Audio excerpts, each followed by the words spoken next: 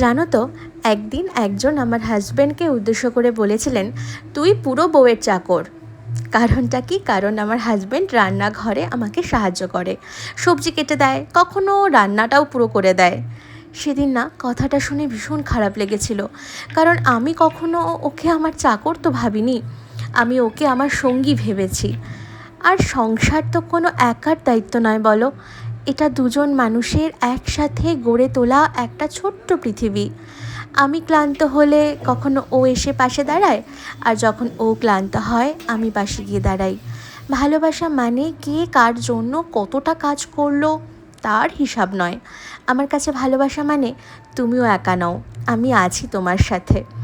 তাই একজন স্বামী যদি স্ত্রীর পাশে এসে দাঁড়ায়, তাকে রান্নায় সাহায্য করে, তাহলে সে বউয়ের চাকর হয়ে যায় না, সে একজন ভালো সঙ্গী। আর আমার কাছে একজন ভালো সঙ্গী হওয়াটাই সবচাইতে সুন্দর একটা পরিচয়।